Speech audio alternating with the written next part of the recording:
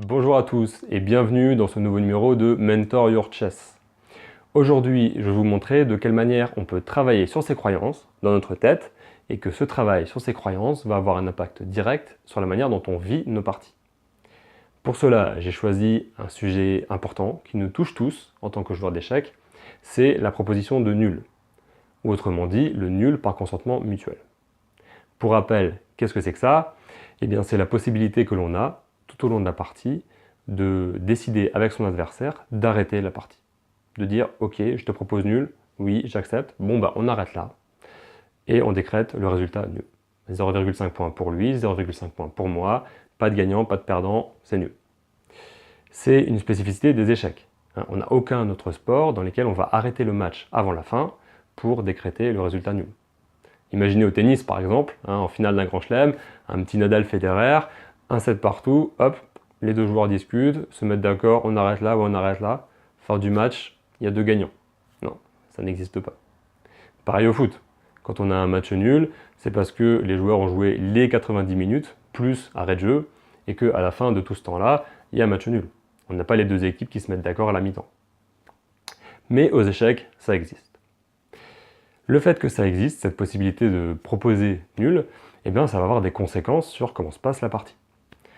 Déjà, ça peut avoir des conséquences sur moi en tant que joueur qui hésite à proposer nul. Peut-être que ça va me polluer un petit peu dans ma réflexion. Quand je ne suis pas au clair dans la position, dans ce qui se passe, sur comment continuer. Quand j'hésite entre prendre des risques ou jouer plus tranquillement. Eh ben, je vais peut-être être tenté de proposer nul. Je vais me dire, bon, bah, je propose nul maintenant, ou plutôt le coup d'après. Ou alors j'attends de voir comment est-ce que l'adversaire réagit et je propose nul après. Voilà, ça va nous amener plus de questions, peut-être de la pollution par rapport à notre réflexion. Et puis bien sûr, on va être impacté quand l'adversaire nous propose nul. On est en train de réfléchir, de calculer son attaque, de réfléchir à sa stratégie en finale, et puis d'un coup, boum, arrive cette info, l'adversaire nous propose nul.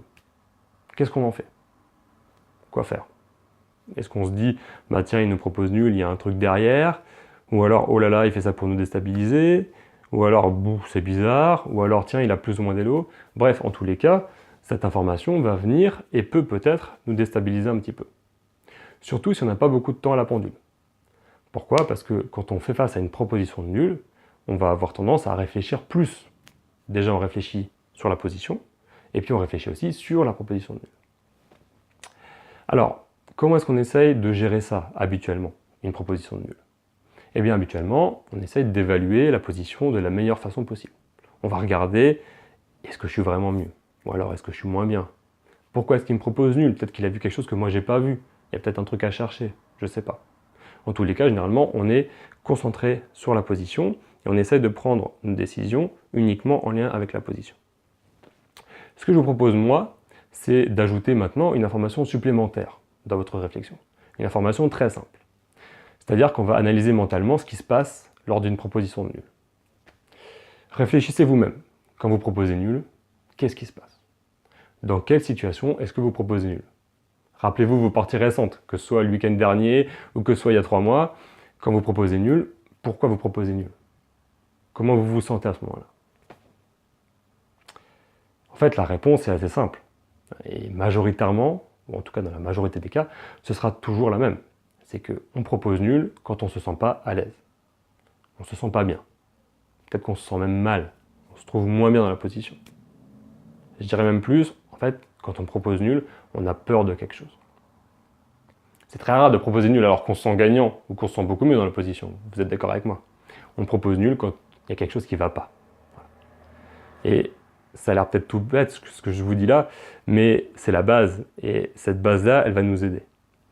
Si j'ai en tête ça, eh bien, je peux faire cette association qui est que quand je propose nul, eh bien en fait, c'est parce que j'ai peur de quelque chose. Peut-être c'est une petite peur, peut-être c'est une grande peur.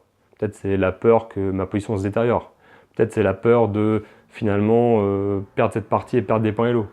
Peut-être que c'est la peur que l'adversaire voit un bon coup pour lui et qu'il donne un avantage.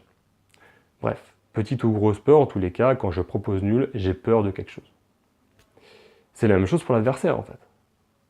Du coup, quand lui me propose nul, eh bien ça veut dire que lui aussi, il a peur de quelque chose.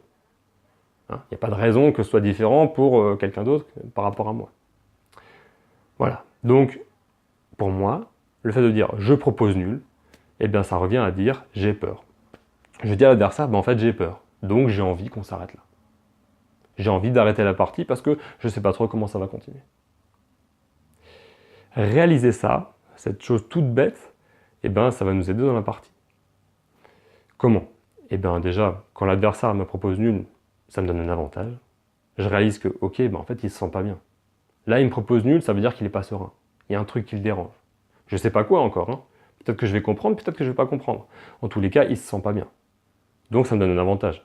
Et le fait même de me dire, oh là, il m'a proposé nul, il ne se sent pas bien, c'est cool. Hein, ça va me donner un avantage. Je vais me sentir serein. Hein, je vais me sentir en confiance dans la partie. Donc ça, c'est le premier avantage. Deuxième avantage au fait de réaliser ça, hein, réaliser le fait que je propose nul, ça veut dire j'ai peur, eh bien c'est le fait d'arrêter. Arrêter de proposer nul quand on se sent moins bien. Généralement, quand on se sent moins bien, eh bien on est aussi peut-être un petit peu moins bien objectivement dans la position, ou alors moins bien à la pendule. Proposer nul, ça revient à quoi? Ça revient à souligner le fait qu'on ne se sent pas bien. Hein, ça revient à montrer à l'adversaire « Hé, regarde, je me sens pas bien ». Donc, peut-être arrêter de proposer nul. Hein, deuxième conclusion. Et puis troisième conclusion, si on est d'accord avec le fait que proposer nul, ça peut perturber l'adversaire, dans ce cas-là, je peux proposer nul, mais uniquement dans des situations précises où je sais que ça peut le perturber. Par exemple, quand je me sens moins bien dans la position, objectivement, mais que l'adversaire n'a pas beaucoup de temps, je peux lui proposer nul. Hein, c'est une technique qui peut le déstabiliser parce qu'il va commencer à se poser la question, est-ce que vraiment je vais arriver à gagner la partie? J'ai pas beaucoup de temps, bon peut-être c'est plus sûr de faire nul. Voilà. Ou alors, quand on a plus d'élo que l'adversaire, mais qu'on est moins bien objectivement dans la position, on peut se dire, bon, je vais lui proposer nul, parce que peut-être que du fait de l'élo, s'il n'est pas serein avec ce que c'est l'élo, eh ben, il va être tenté d'accepter la nulle parce que je suis censé être plus fort que lui. Voilà. Des situations spécifiques qui font que là, proposer nul, ça devient un outil, en fait, ça devient une arme. Mais autrement, quand on ne se sent pas bien, ne pas proposer nul. Voilà ce que je voulais vous dire par rapport à la proposition de nul. Hein, c'est quelque chose de tout bête en fait, hein, mais qui, de mon point de vue, peut vous apporter vraiment des choses, ou en tous les cas, peut vous permettre de gagner du temps, peut vous permettre de gagner de la confiance, de la sérénité par rapport à ces questions. Hein. Quand on propose nul, c'est qu'on a peur de quelque chose. Donc, si vous avez envie de proposer nul, demandez-vous pourquoi. Pourquoi est-ce que vous avez envie de proposer nul? Si c'est parce que vous ne vous sentez pas bien, est-ce que vraiment ça vaut le coup de proposer nul ou pas? Est-ce que c'est pas un risque de dire à l'adversaire, bon ben ouais, t'es mieux? Ça, c'est à vous de décider. Et puis aussi, et surtout, quand l'adversaire vous propose nul, eh ben, soyez serein, soyez content. Ça veut dire qu'il ne se sent pas bien. Ça veut dire qu'il a peur de quelque chose. Est-ce que c'est quelque chose, maintenant, objectivement, dans la position qu'il a loupé? Peut-être, peut-être pas. En tous les cas, il ne se sent pas bien. Et donc, vous avez un avantage. Voilà. J'espère que ça vous sera utile. J'espère que dans vos parties à venir, vous arriverez à bien gérer ces problématiques-là. Et puis, d'ici la prochaine vidéo, je vous souhaite à tous de très bonnes parties. À bientôt. Ah oui, j'ai oublié, bien sûr, si vous avez aimé cette vidéo, n'oubliez pas de vous abonner à cette chaîne YouTube. C'est ça qui va me permettre de la faire grossir.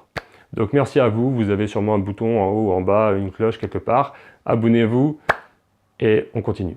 À bientôt. Ciao.